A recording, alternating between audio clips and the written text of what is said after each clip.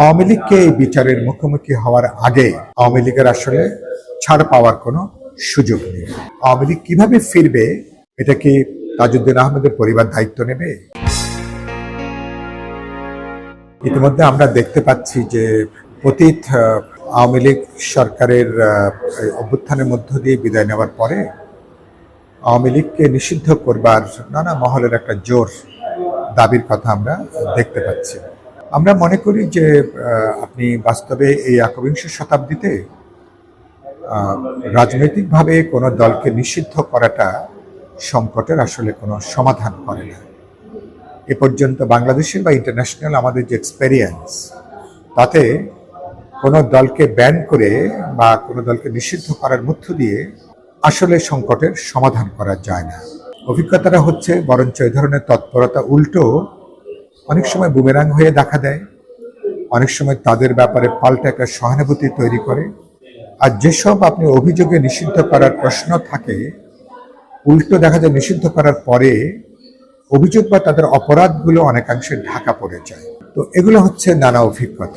আর আমি মনে করি কোনো একটা দলকে নিষিদ্ধ করার পরিবর্তে একটা বহুত্ববাদী সমাজে বা একটা ধরনের গণতান্ত্রিক সমাজে তাকে আপনি কিভাবে মোকাবেলা করবেন অপরাধের জন্য?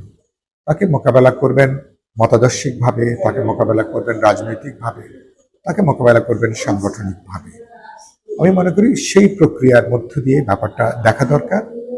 তবে আওয়ামী লীগের বিরুদ্ধে যে গুরুতর অভিযোগ, যেটা তাদের 16 বছরের যে চরম ফ্যাসিবাদী দুঃশাসন, বিশেষ করে গত জুলাই আগস্টে মুক্তিযুদ্ধের পরে যে সংগঠিত সবচেয়ে বড় যে গণহত্যা এখানে সংগঠিত হয়েছে, আওয়ামী লীগ এবং এর সাথে যুক্ত তাদের নীতি নির্ধারকরা, যারা নীতি নির্ধারণে কার্যকরী করার ব্যাপারে যাদের ভূমিকা ছিল, অবশ্যই মনে করি তাদের বিচারের প্রশ্ন আছে। ইতিমধ্যে ইন্টারন্যাশনাল যে ট্রাইব্যুনাল হয়েছে, সেখানে অনেকগুলো মামলা হয়েছে, তার বিচারিক কার্যক্রম শুরু হয়েছে। আমি মনে করি সেই বিচারগুলো হওয়া দরকার। পাশাপাশি 16 বছরে আওয়ামী লীগ রাষ্ট্রীয় ক্ষমতাকে ব্যবহার করে গুম, খুন, সন্ত্রাস, অপরাধ এবং ইস্ট ইন্ডিয়া কোম্পানির মতন যেভাবে বাংলাদেশকে একটা লুটের বাজারে তারা পরিণত করেছিল, সেগুলোর সুনির্দিষ্ট বিচারের প্রশ্ন আছে।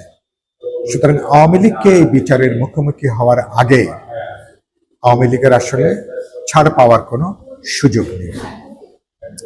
আর যারা এটার সাথে যুক্ত, আমি মনে করি যে যারা খুনের অপরাধী, গণহত্যার অপরাধী, রাষ্ট্রীয় সন্ত্রাস, গুম খুনের যারা অপরাধী, রাষ্ট্রীয় তহবিল আত্মসাৎ বা লুটের সঙ্গে যারা যুক্ত, তাদের অপরাধের বিচার হওয়ার আগে তাদের কোনোভাবে রাজনীতিতে কোনো যুক্তি তাদের পুনর্বাসন করবার কোনো সুযোগ নেই। তবে এর বাইরে নির্দিষ্ট অপরাধের ধরুন যে ব্যক্তিরা আছেন, তাদের বাইরে আওয়ামী লীগ ভবিষ্যতে কিভাবে একটা গণতান্ত্রিক সমাজে ফিরবে বা একটা অন্তর্ভুক্তিমূলক সমাজে কিভাবে অংশগ্রহণ করবে, সেটা আওয়ামী লীগের অভিযুক্তদের বাইরে যারা আছেন তাদেরকে সেটা নির্ধারণ করতে হবে। আপনি খেয়াল করবেন, অভ্যুত্থানের 105 দিন পার হয়েছে, এখনো পর্যন্ত গণহত্যার ব্যাপারে আওয়ামী লীগের নীতি নির্ধারণী পর্যায়ে এখনো কোনো ক্ষমা প্রার্থনা নেই, কোনো আত্মধিক্কার নেই, কোনো অনুশোচনা নেই।